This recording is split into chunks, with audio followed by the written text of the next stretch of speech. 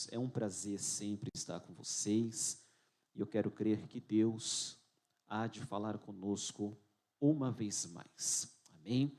Evangelho segundo escreveu Lucas, capítulo 7, versículo 11 a seguir, diz assim: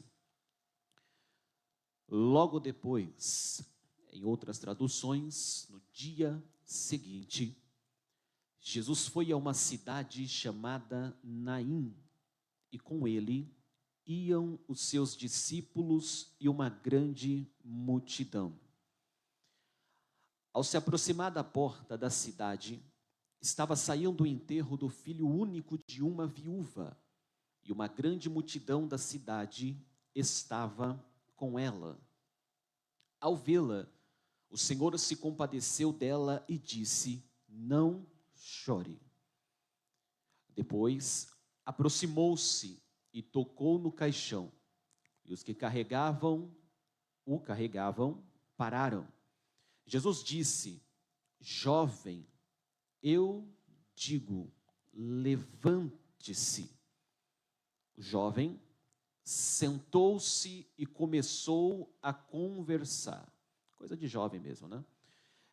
E Jesus o entregou à sua mãe. Todos ficaram cheios de temor e louvavam a Deus, dizendo: um grande profeta se levantou dentre nós. Diziam eles: Deus interveio em favor do seu povo. Estas notícias sobre Jesus espalharam-se por toda a Judeia e regiões circunvizinhas. Os irmãos podem se assentar, atentos a ouvir o que Deus tem a nos dizer. Meus amados, o texto do qual acabamos de fazer menção trata-se do primeiro milagre de ressurreição que Jesus realizou. Provavelmente, podemos dizer que o milagre de ressurreição, ou seja, trazer a vida depois da morte, mais conhecido de toda a Bíblia Sagrada, talvez nem seja sobre o filho da viúva de Naim. É bem provável que temos em nossa memória, de uma forma mais apurada, a ressurreição do amigo de Jesus, por nome de Lázaro. Mas essa história do filho da viúva de Naim também tem muito a nos ensinar nesta manhã que Deus aqui nos reuniu.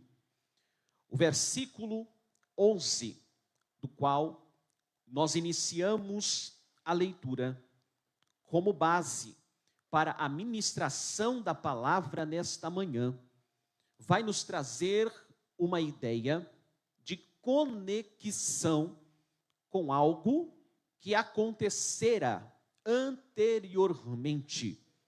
Nesta versão NVI, da qual juntos estamos aqui acompanhando, vai nos dizer que logo depois, vírgula, provável seja que alguém dentre nós esteja utilizando uma outra versão que vai dizer da seguinte forma: no dia seguinte, vírgula.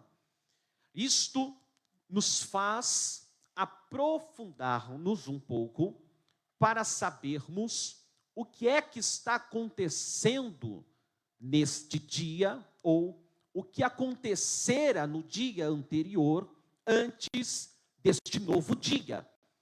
Por que que Lucas está fazendo esta conexão entre um dia e o outro dia? O que ocorrera no dia anterior, que Lucas entende que a proximidade do dia pode ter uma certa ligação com o que Jesus está a fazer na entrada ou na saída, porque a entrada e a saída de Naim é uma só. O que Lucas está a registrar que tem esta conectividade? Ora, somos sabedores que este acontecimento do milagre que acontecera em Naim é sucessivo ao término do Sermão do Monte, aquele sermão que Mateus registra, onde temos no capítulo 5, 6 e 7 de Mateus, a extensão do sermão que Cristo ministrou naquele monte, sermão conhecido também como o Sermão da Montanha, ou o Sermão das Bem-aventuranças. É depois que Jesus desce daquele monte, em Mateus capítulo 8, ele registra o milagre que Jesus vai realizar na vida de um leproso. E como é que Jesus realiza este milagre?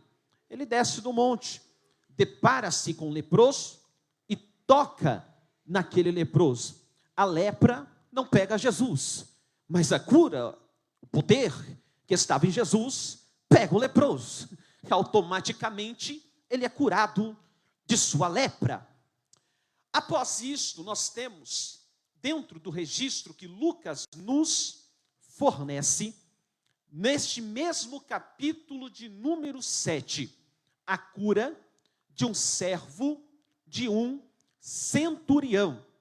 Lucas nos diz, no capítulo de número 7, que este centurião tinha dentro de sua casa alguém que estava passando por uma terrível enfermidade.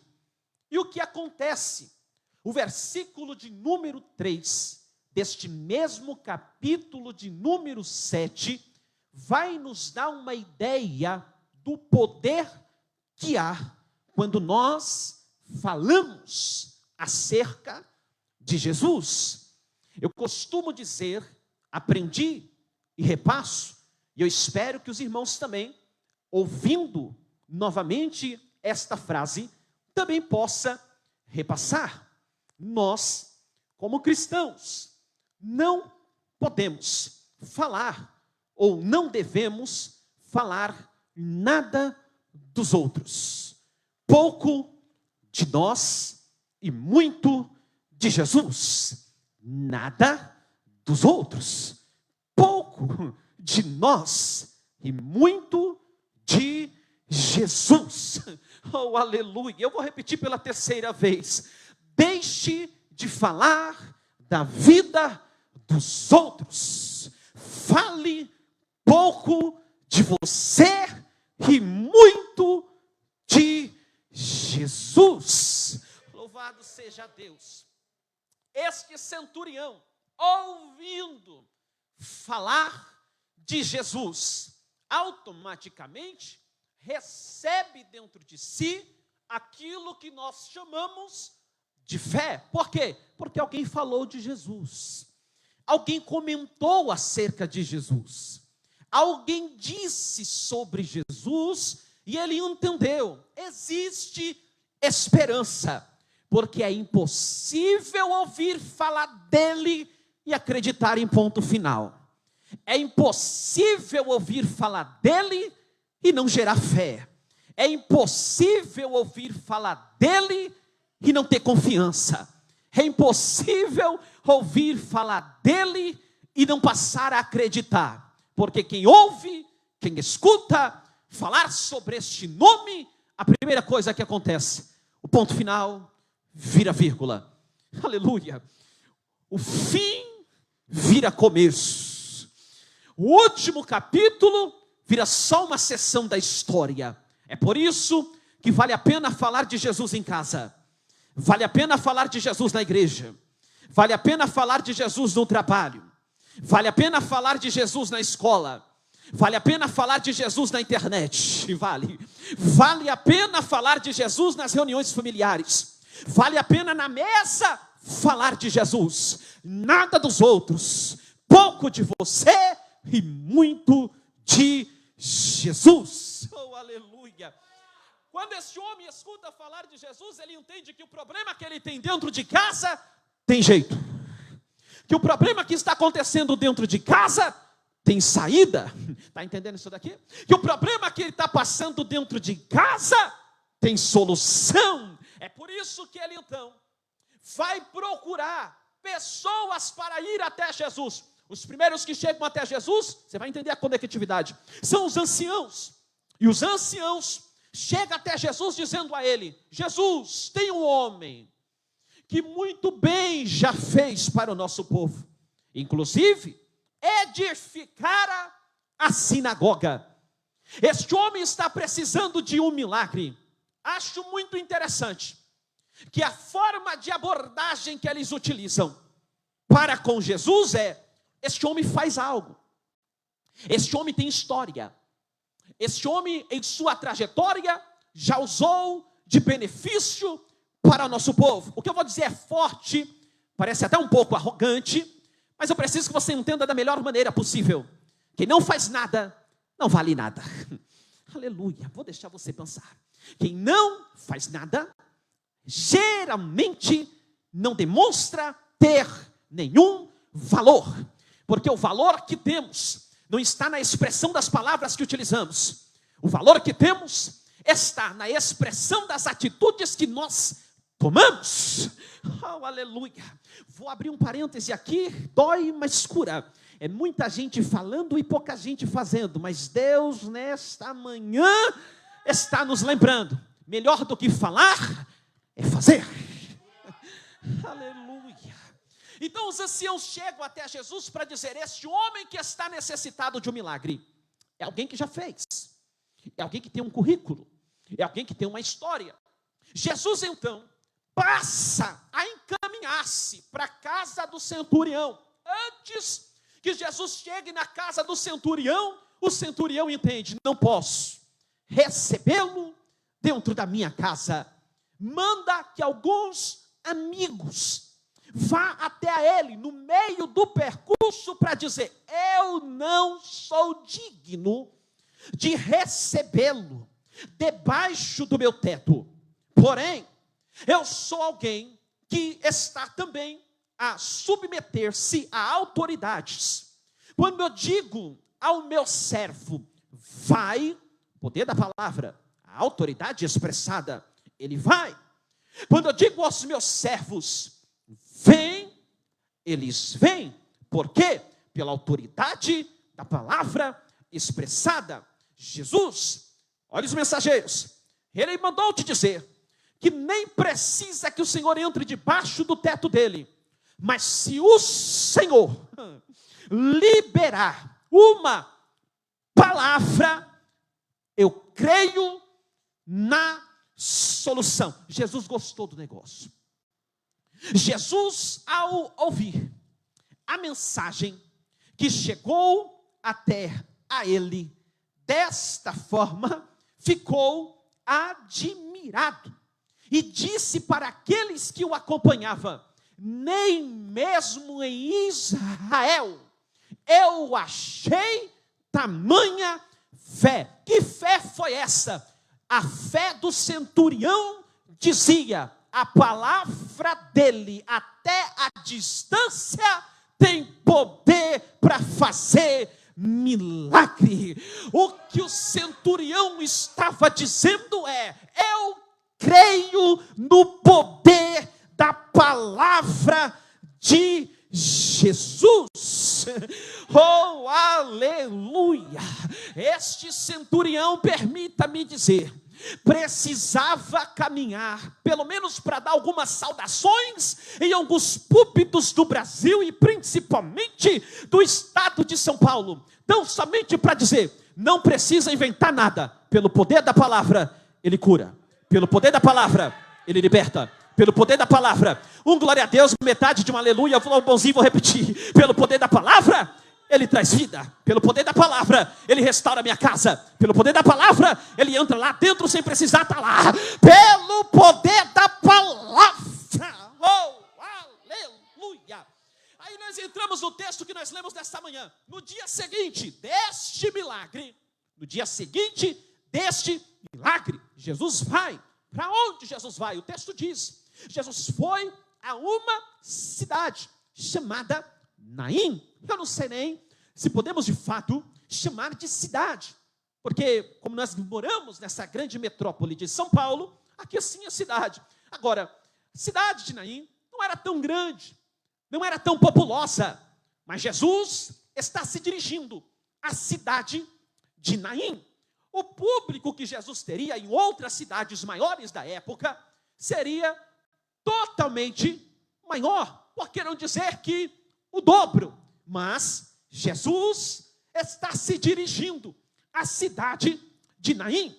A primeira coisa que eu aprendo é que Jesus não está preocupado com a extensão da cidade. A segunda coisa que eu aprendo, o público da cidade, ele está indo, não é para a maior cidade da época, ele está se dirigindo, não é para o maior público da época. O pregador, Jesus, não está preocupado com o espaço. O pregador, Jesus, não está preocupado com o número de ouvintes ou de acompanhantes que ele teria dentro de Naim. Porque Jesus é assim.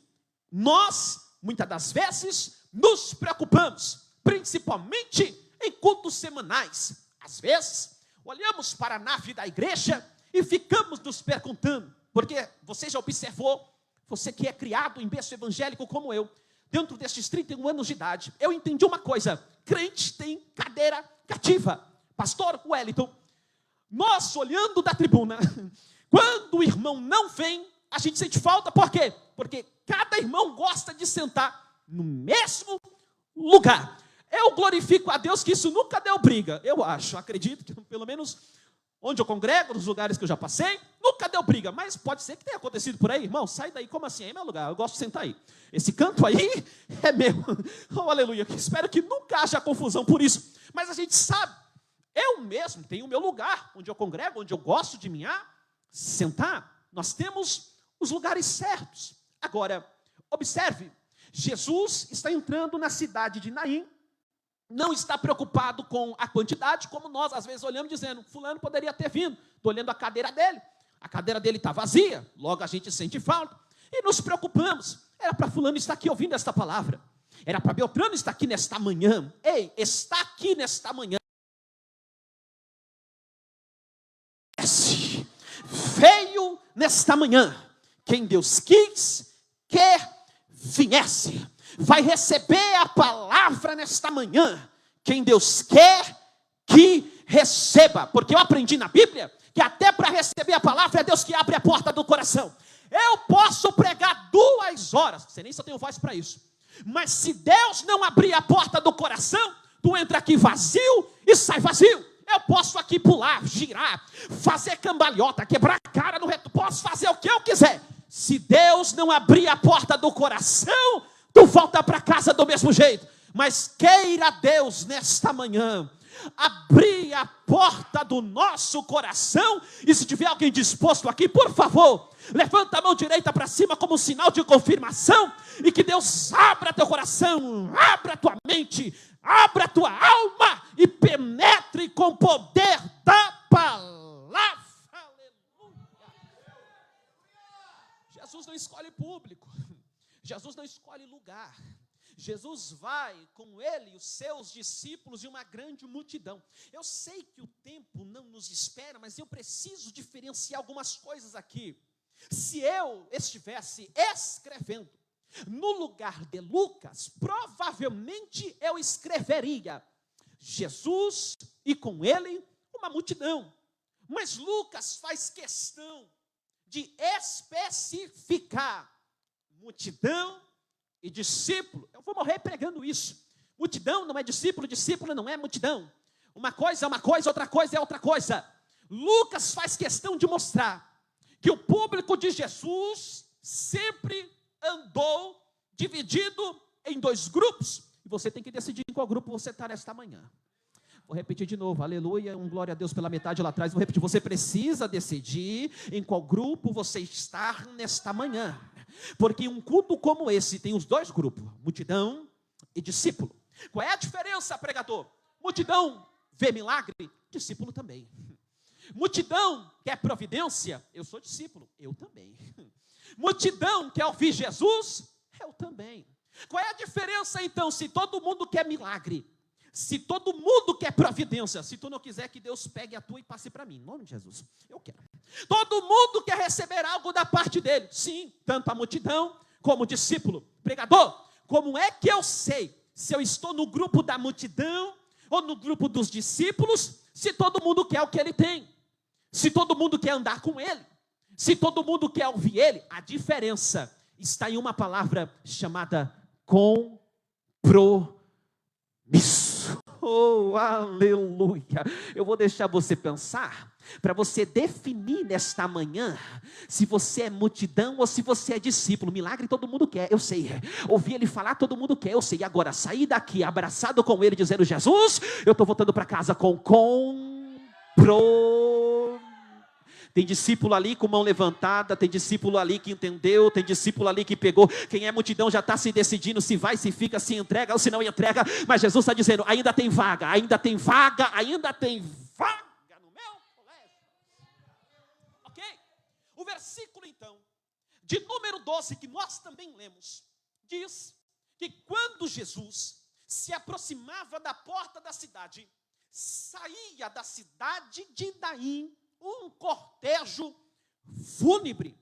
Ora, se Jesus está vindo com uma multidão, outra multidão está saindo da cidade, existe um encontro anormal acontecendo neste momento. O cortejo da vida, aleluia, o grupo da vida se depara com o cortejo da morte. É nessa hora que, se nós estivéssemos ali, já ligaríamos os nossos pensamentos com o seguinte questionamento: e agora? O que é que Jesus vai fazer? Queridos, nós precisamos entender que quem tem dúvidas, e é natural, se você não tiver nenhuma dúvida, eu quero andar do seu lado para aprender contigo como é que faz esse negócio. Quem tem dúvida é o homem, o ser humano tem muitas dúvidas. Dúvidas sobre o hoje, dúvidas sobre o amanhã, dúvidas sobre o futuro, dúvidas sobre a casa, dúvidas sobre a família, dúvidas sobre a chamada natural, dúvidas sobre o ministério, dúvidas. Agora, Jesus é o verbo de Deus, é o eterno. Só tem dúvida que não sabe do amanhã. Como ele já está no amanhã, vale a pena andar do lado dele. Porque enquanto você entrou aqui nesta manhã cheio de questionamentos, ele entra nesta manhã cheio de resposta. Oh, aleluia, louvado seja Deus.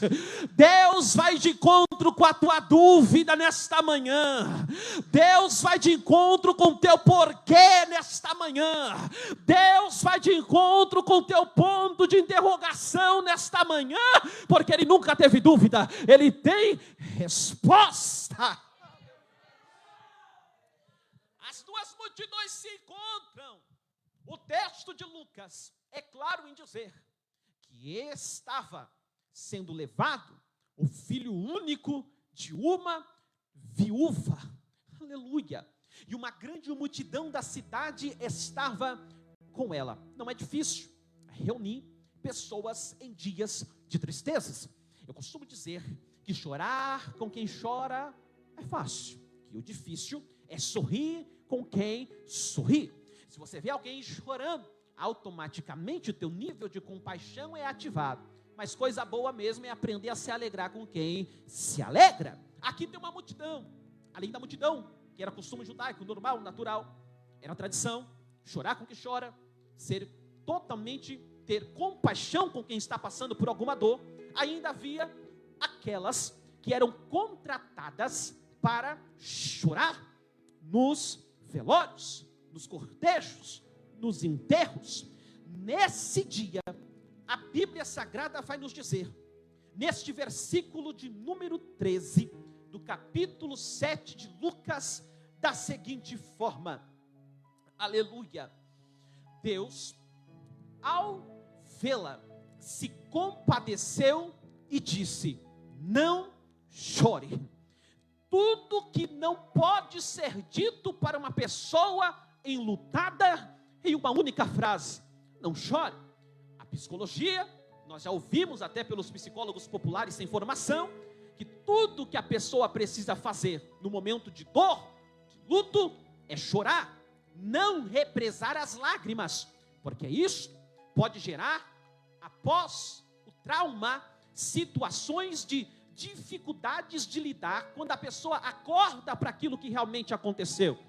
Quando Jesus disse para essa mulher: não chores, alguém pode ter entendido, não digo, a Bíblia não diz, mas me dá o direito de pensar, alguém pode ter entendido que Jesus errou em sua pronúncia, porque como eu vou dizer para uma mulher viúva, que já tinha passado por aquele caminho, para uma mulher que já tinha perdido o seu esposo, e que agora está perdendo o seu filho, para ela não chorar? Só pode ser brincadeira, ela tem que chorar mesmo. O normal é chorar, o natural era chorar. Tudo que aquela mulher podia fazer contra a morte era chorar, era lamentar. Isso era tudo que ela podia fazer. Só que do outro lado tem um Jesus que está dizendo para ela: não chores. Por quê? Porque ele pode. Por que ele está dizendo algo que nenhum dos outros que estava do lado dela podia dizer? Porque ele podia fazer o que nenhum dos outros que estavam do lado dela podia fazer. Por que ele pode dizer o que ninguém podia dizer? Porque ele pode agir como ninguém podia agir. Oh, aleluia. Por que ele diz não chore? Porque ele vai agir do jeito que o amigo não pode agir, que o familiar não pode agir, que o governador não pode agir, que o presidente não pode agir, que o juiz não pode agir, o jeito que o advogado não pode agir, o jeito que o pai não pode agir, o jeito que já era para ter dado glória, mas eu estou bonzinho, vou continuar profetizando. O pastor disse que é profecia, a palavra de Deus, estou profetizando. Ele pode fazer de um jeito que quem mora dentro da tua casa não pode fazer. É por isso que ele veio na contramão para te dizer: está tudo perdido aos olhos dos homens, mas eu vim nesta manhã para te dizer: não chores.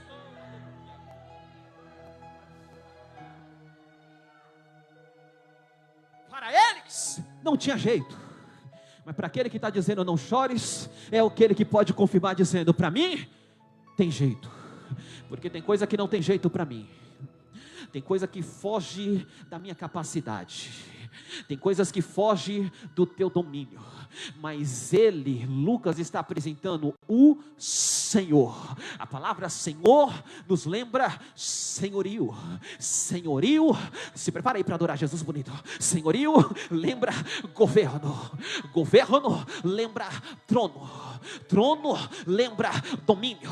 O que o texto está nos incitando a entender é que aquele que está no domínio, aquele que está no governo, aquele que está na centralidade da tua história, está chegando em meio às tuas lágrimas para te dizer: quem disse que eu perdi o controle? Quem disse que a morte pode mais do que a vida? Quem disse que a última palavra é do legista? Quem disse que a última palavra é de quem está levando os teus sonhos para o cemitério, teu projeto para o cemitério? Jesus está dizendo: eu vim ao encontro hoje como o Senhor da vida. Não chores.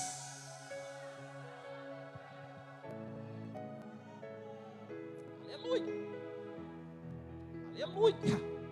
Louvado seja o nome do Senhor. Mulher, não chores. Versículo 14. Jesus, depois de falar, vai agir.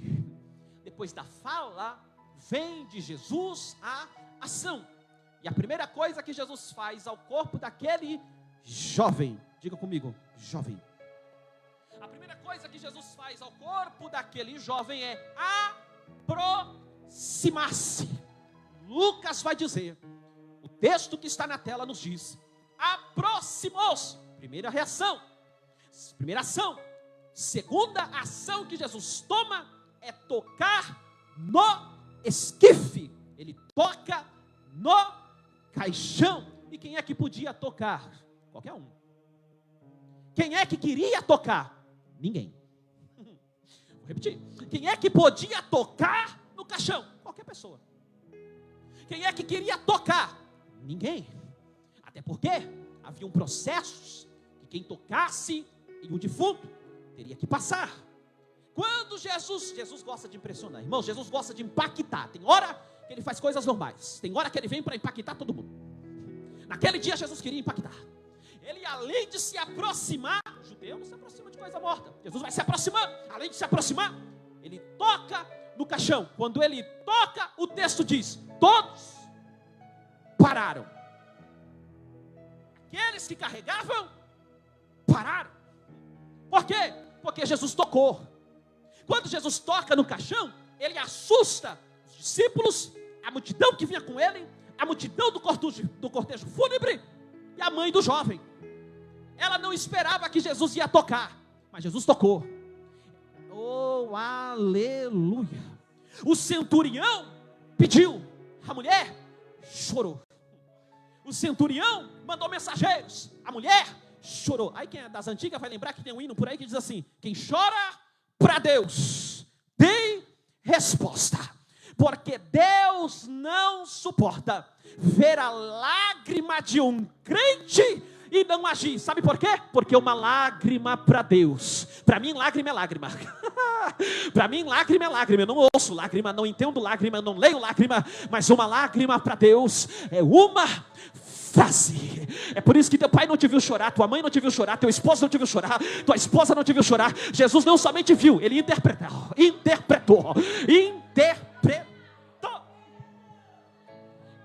Quando ele toca no caixão, eu fico imaginando os burburinhos, porque sempre tem. Olha lá, olha lá, olha lá. O que foi? Jesus tocou onde não era para tocar. Ninguém nunca tinha tocado desse jeito. E aí? E aí que todo mundo, olha lá, parou o cortejo. Eita, Jesus que apronta algumas coisas estranhas. Olha lá, ele tocou. E aí? E aí que a mãe está desesperada. Pararam o cortejo. Jesus toca no caixão. Ei, quando Jesus toca naquele caixão, a Bíblia não diz, mas penso eu. Não sai por aí dizendo que eu disse que a Bíblia disse, mas penso eu. Que aquela mãe olha para ele. E ele olha para aquela mãe. Porque aquela mãe entendia.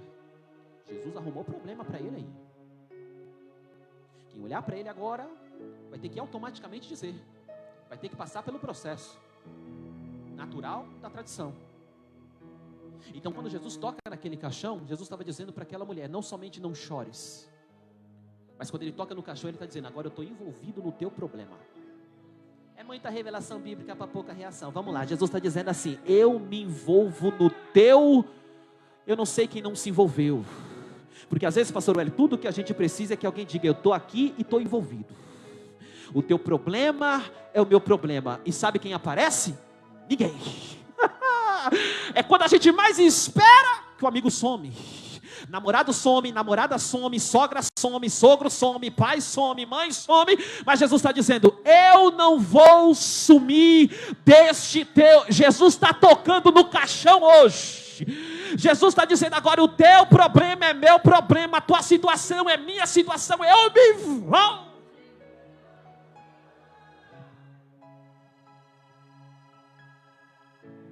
Para-se o cortejo. E quando todo mundo para, eu imagino o silêncio. E agora? O que é que ele vai fazer? Quando todo mundo está pensando o que é que ele vai fazer, ele usa a palavra. Jovem, não é outro que está dizendo, não é seu pai que está falando com você, até porque já foi, não é sua mãe que está falando contigo, quem está falando contigo sou eu, jovem. Eu digo, eu quem? Aquele que João vai dizer que no princípio era a palavra, que a palavra era Deus, que a palavra estava com Deus, e que todas as coisas foi feita por intermédio dele, e que sem ele nada haveria de ser feito. Aquele que criou o que não existia, aquele que ordenou as primeiras ordens, aquele que criou o universo, aquele que criou terra, céu e mar, agora está dizendo para o jovem: eu, o Criador de todas as coisas, te digo: levanta. levanta-te.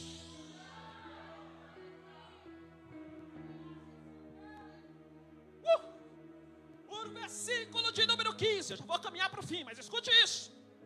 O versículo de número 15 vai nos dizer da seguinte maneira: o jovem sentou-se, começou a falar.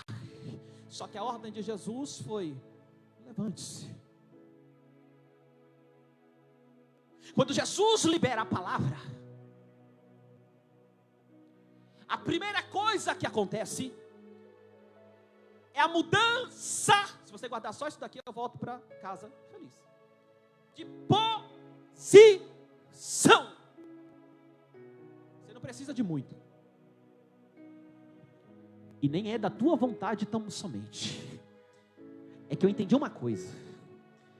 Quando Jesus libera a palavra, tu pode ter entrado aqui com o pensamento que for, mas quando Jesus libera a palavra, você pode ter entrado aqui cheio de pensamentos, mas quando Jesus libera a palavra, tu pode ter entrado aqui morto, mas quando Jesus libera, eu estou pregando para todos aqui, quando Jesus libera a palavra, tu pode ter entrado aqui carregado, porque tem gente que só vem para culto carregado, sozinho ele não aguenta vir, tem que, é pai carregando, é mãe carregando, é esposa carregando, é esposo carregando.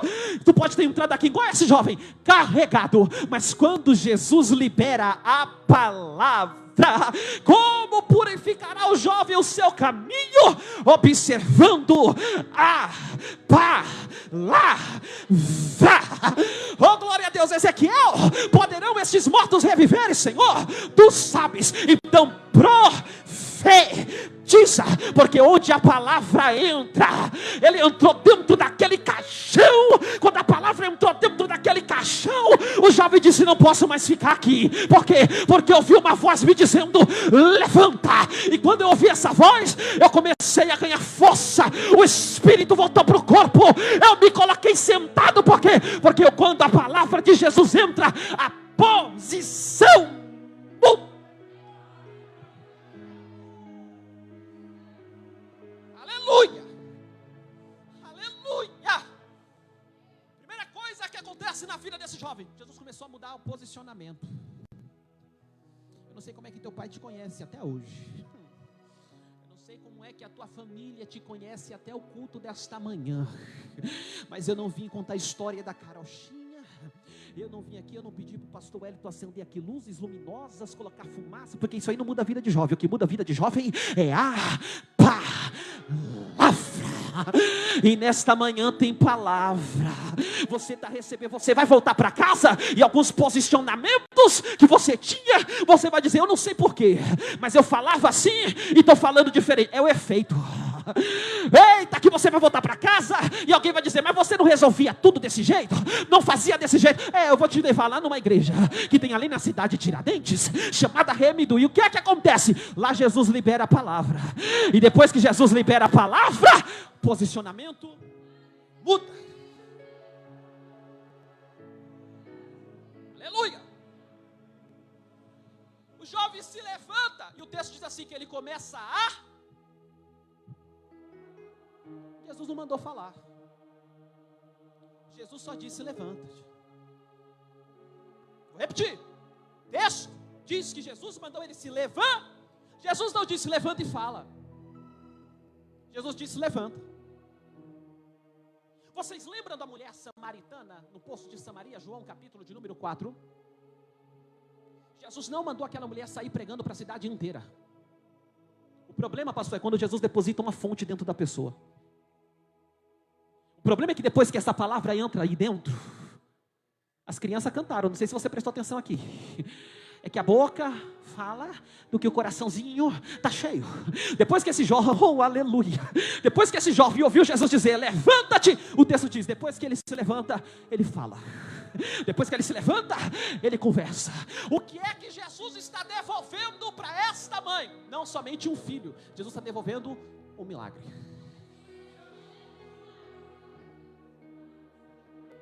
Não é que esse jovem estava morto, morto não fala, morto não se posiciona e morto não traz alegria. Mas depois que a palavra de Jesus veio,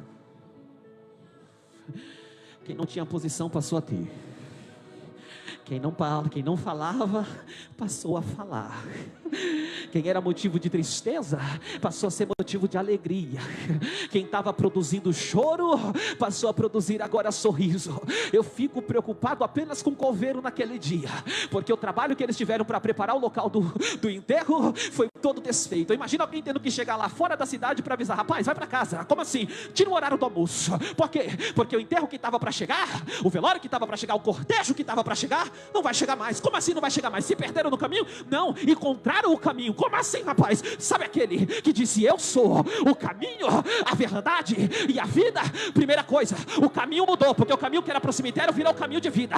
Segunda coisa, ele descobriu a verdade por intermédio da palavra. Terceira coisa, aquele que se deparou com a morte, ele mesmo disse: eu sou a vida. Volta para o braço das tuas mães, rapaz. Volta para a tua família.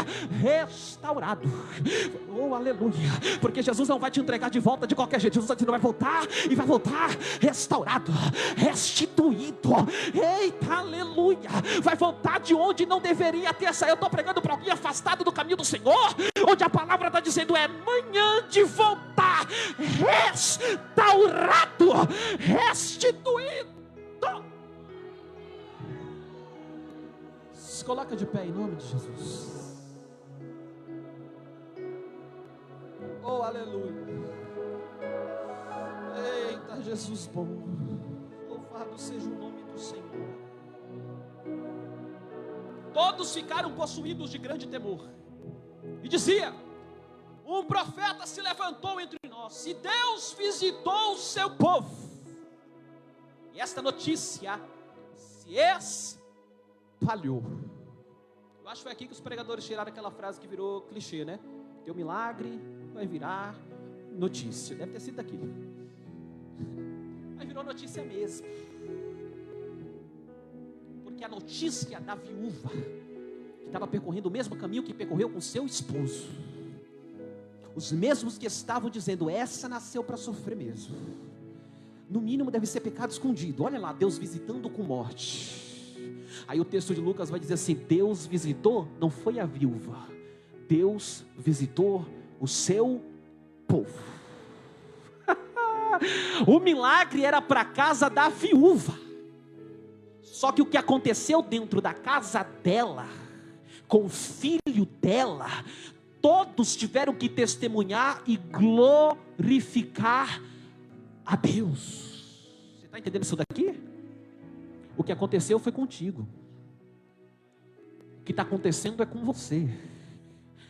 Mas do mesmo jeito que aconteceu na história de Lázaro, esta enfermidade não é para a morte, mas para ser revelada a glória de Deus.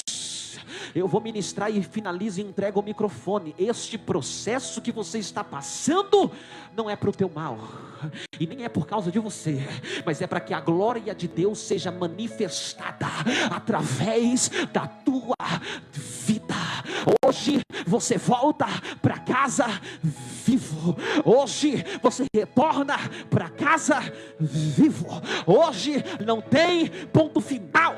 Hoje Jesus coloca uma vírgula e diz: pode voltar feliz, continua, porque não acabou, não é o fim.